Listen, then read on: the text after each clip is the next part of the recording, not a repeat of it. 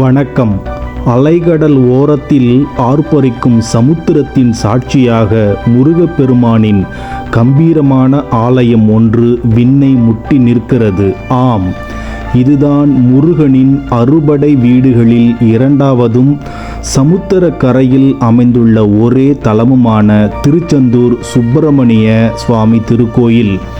தென் தமிழகத்தின் தூத்துக்குடி மாவட்டத்தில் அமைந்துள்ள இத்தலம் முருகப்பெருமான் சூரபத்மனை சம்ஹாரம் செய்த திருத்தலமாக போற்றப்படுகிறது. சூரசம்ஹாரம் முடிந்ததும் தேவர்கள் முருகனை வழிபட்டதாகவும் தேவர்களின் வேண்டுகோளுக்கிணங்க முருகன் இங்கு கோவில் கொண்டதாகவும் தல வரலாறு கூறுகிறது. இங்கு மூலவர் சுப்பிரமணிய சுவாமி கிழக்கு நோக்கியபடி ஒரு கையில் தாமரை மலருடனும் மற்றொரு கையில் இடுப்பிலும் வைத்து பக்தர்களுக்கு அருள் பாலிக்கிறார்.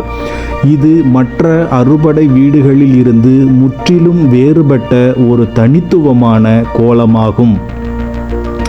திருச்செந்தூர் கோவிலின் மிக முக்கியமான சிறப்பம்சங்களில் ஒன்று கடலுக்கு மிக அருகில் அமைந்துள்ள நாழி கிணறு. உப்பு நீர் சூழ்ந்திருந்தாலும் இந்த கிணற்றில் சுவையான நன்னீர் ஊறுவது என்பது ஒரு அதிசயம். இந்த கிணற்றில் நீராடினால் பாவங்கள் நீங்கும் என்பது ஐதீகம். மேலும் இங்குள்ள வள்ளி குகை, தேவசேன குகை மற்றும் மூலவர் சன்னதிக்கு கீழே உள்ள பாதாள லிங்கம் போன்றவையும் இக்கோவிலின் ஆன்மீக முக்கியத்துவத்தை பறைசாற்றுகின்றன. ஆண்டுதோறும் நடைபெறும் கந்தசஷ்டி பெருவிழா இங்கு மிக விமர்சையாக கொண்டாடப்படுகிறது. சூரசம்ஹார நிகழ்வை காண லட்சக்கணக்கான பக்தர்கள் இங்கு கூடுவார்கள்.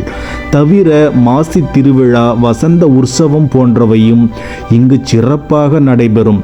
பக்தி மனம் கமழும் இந்த ஆலயத்தில் ஒருமுறை கால் பதித்தால் மன அமைதியும் முருகனின் அருளும் நிச்சயம் கிடைக்கும்.